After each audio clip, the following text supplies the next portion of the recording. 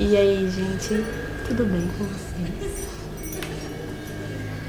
O vídeo de hoje é sobre filmes de terror.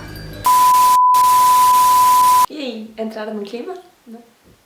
Hoje o vídeo vai ser um especial de Halloween. Vocês não têm ideia de como está sendo difícil pra mim gravar esse vídeo, porque eu tenho medo até da minha sombra. Mas cá estou eu pra falar pra vocês os top 6 filmes de terror pra realmente tremer de medo. Vocês devem imaginar por que o número 6, né? 6 porque 6 é porque é 6, né? Eu morro de medo com qualquer filme de terror. Então os meus critérios pra escolher esses top 6 filmes de terror foram ter uma história boa, diferente, ou pelo menos interessante, que realmente tivesse um começo, meio e final, um filme bom, não só de uma história realmente bem desenvolvida, com bons atores, uma interpretação realmente legal. E é claro que desse muito susto, realmente passasse medo. E na minha opinião, filme que dá medo realmente é filme que tem espírito e coisa demoníaca. Esse negócio de filme de psicopata, gente que fica matando pessoas, pra mim é mais suspense e agonia do que realmente terror e medo.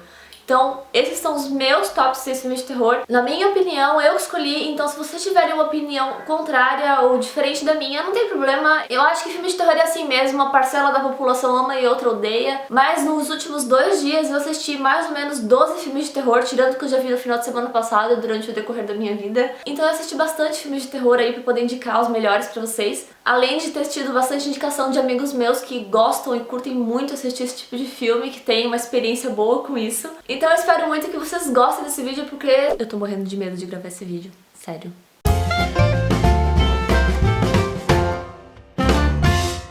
Todos os filmes que eu vou falar agora são americanos, e algumas informações como o nome do diretor, o nome de alguns atores, os principais atores, eu vou deixar aqui do lado. O primeiro filme é A Entidade, de 2012. Conta a história do Ellison, que é um escritor de filmes não.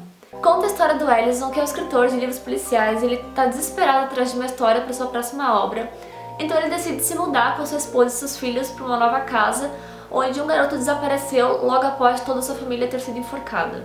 Pois é, isso mesmo, a casa para onde ele está se mudando é onde aconteceu essa tragédia. Só que ele é o único que sabe disso, claro que a mulher não tá sabendo de nada, né? Só que ele não tá nem aí, ele quer uma fonte de inspiração pro seu próximo livro.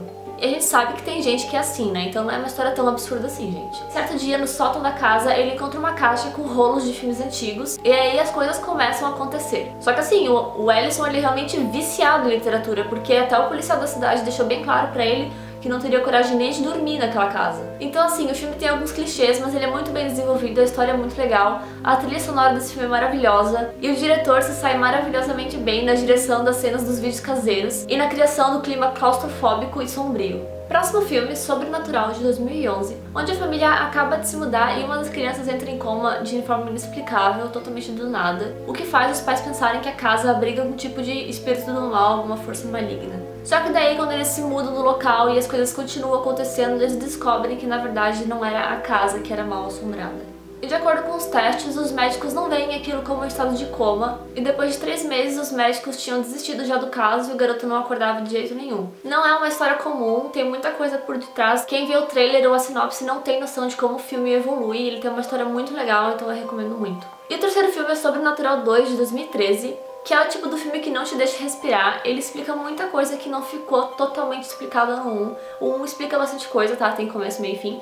Só que tem algumas coisas a mais que a gente nem imaginava que tinha explicação, que na verdade tem, o que torna o filme ainda mais fascinante. O diretor pega o espectador de surpresa muitas vezes e a montagem do filme é excelente, principalmente na hora de costurar os personagens na história de cada um, explicar, desenvolver os personagens no filme. E pouco a pouco vão sendo esclarecidos os motivos pelo qual a família ainda continua sendo assombrada. Então esse segundo filme mostra o destino da família em relação ao final do primeiro filme. Então se você assistiu o primeiro, você tem que assistir o segundo, os dois são maravilhosamente bons. Se você gostou do primeiro, você com certeza vai gostar do segundo. E também tem um terceiro filme que é como se fosse o início de tudo, ele conta como algumas pessoas se conheceram e tudo mais.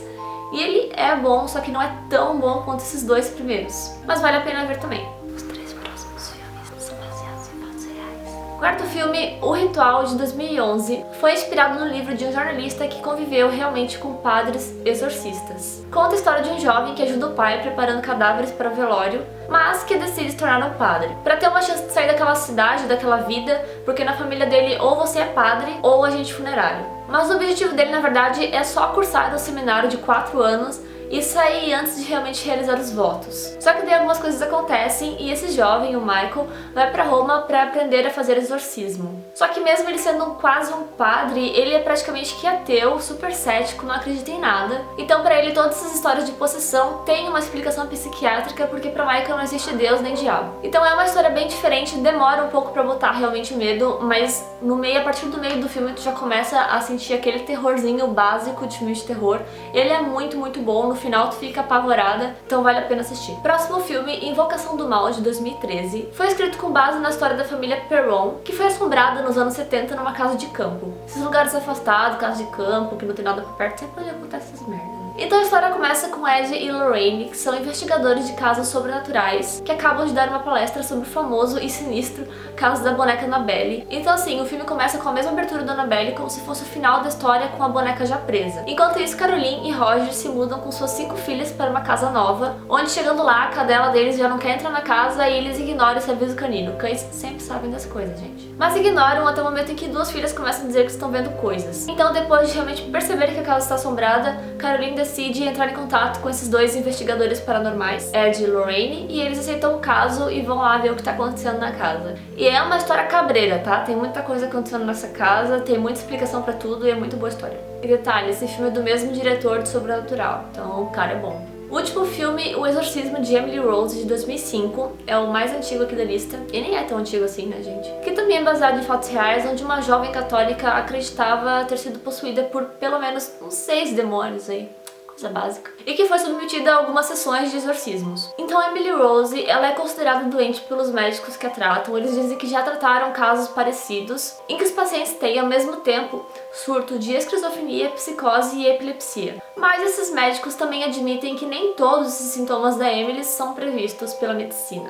Então esse filme é considerado o primeiro filme do gênero terror e tribunal da história do cinema, e o filme é conduzido então por um drama de tribunal. E essa abordagem não apenas funciona muito bem, como eleva esse filme acima da média dos outros lançados anteriormente. Ele apresenta aquela velha batalha entre a religião e a ciência. Mas não é por isso que tem menos terror nesse filme não, tá? A ação na corte é entrecortada por flashbacks da história da Emily Rose, com todos os fatos que geraram essa bagunça. E é aí que o bicho pega, né? Porque daí tem nitidamente influência de seres infernais, sobrenaturais, demoníacos e etc. A garota se contorce, fala com voz de homem, vê coisas bizarras e é horrível. Então dá sim muito medo.